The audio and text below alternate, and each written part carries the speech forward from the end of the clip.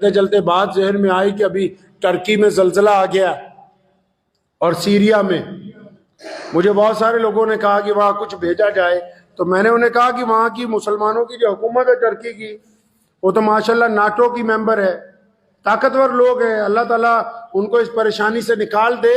लेकिन इस दौरान बड़ी हैरत हुई, जो हमारी सरकार है यहाँ, जैसे ही टर्की में जलजला आया तो फौरन हमारी पूरी दुनिया के अलग अलग देशों से वहां मदद के लिए हर देश ने अपनी फौज के लोग वहां भेजे। हमारे वाले भी माशाल्लाह 10 घंटे में वहां पहुंच गए।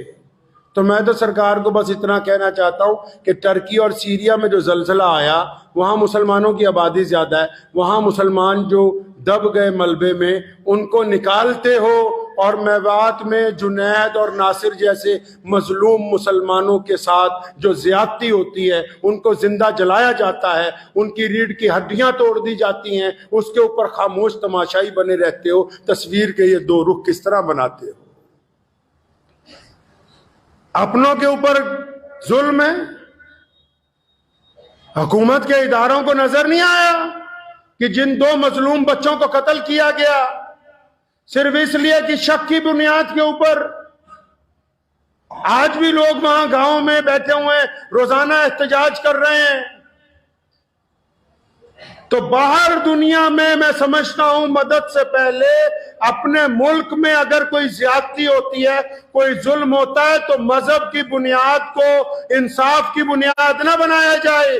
दीन ने यह समझाया और पूरी दुनिया का यही कायदा है कि जब अदालत में जज कुर्सी पर बैठता है, या जब कोई पुलिस अफसर अपने दफ्तर में बैठता है, या कोई हाकिम अपनी कुर्सी पर बैठता है, तो फिर उसका मजहब इंसाफ होता है, दयानतदारी होता है, लोगों से बराबरी होता है, वहां कोई ऊंच नीच नहीं देखी जाती है।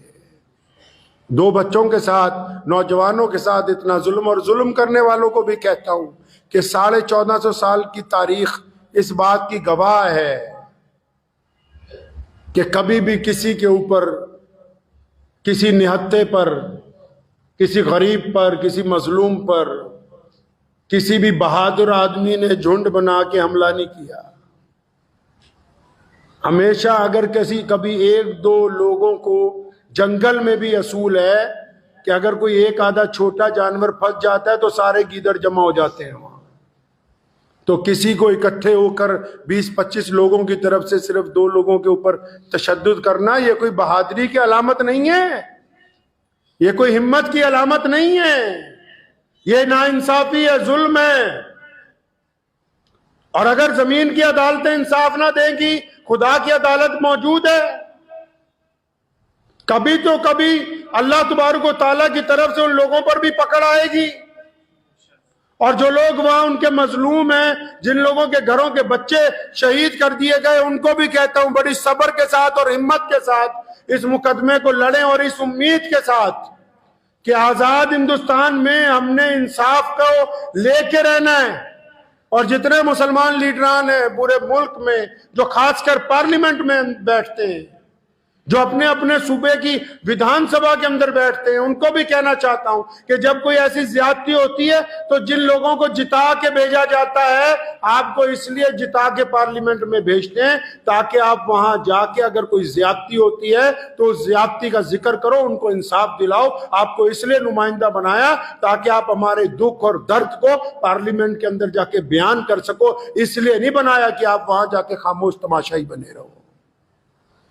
तो ये मैं गुजारिश करूंगा भारत सरकार से भी, और हरियाणा और राजस्थान की दोनों हुकूमतों से, क्योंकि वो गांव जो है जहां पर यह हादसा हुआ वो शायद राजस्थान में, जहां के वो रहने वाले हैं बच्चे, और जो हादसा हुआ वो हरियाणा में है, कि जब इंसाफ दें तो आंखों के ऊपर किसी भी मजहब की कोई ऐनक ना लगाई जाए, बल्कि ये समझ के दिया जाए कि इस मुल्क में इंसाफ का राज कायम रहना चाहिए, गुंडागर्दी का नहीं।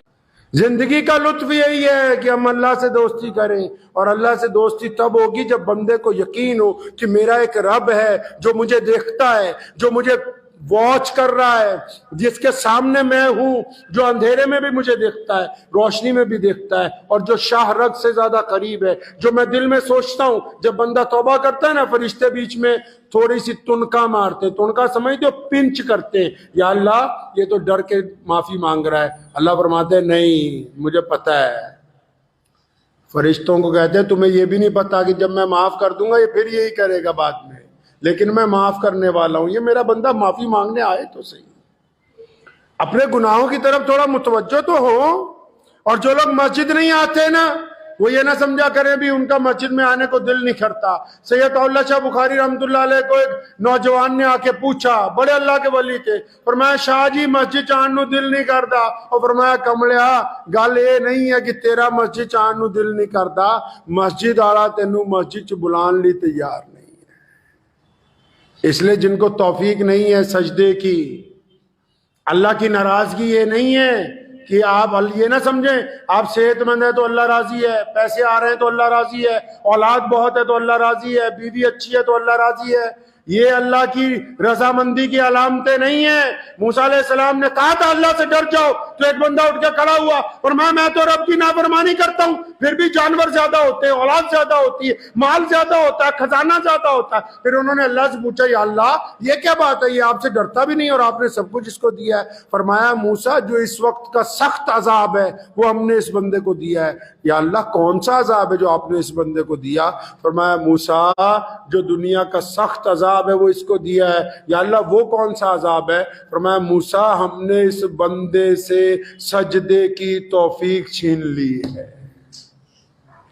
इसको सजदे से महरूम कर दिया है, ये इबादत नहीं कर सकता, अब दिल से आ हो गया है।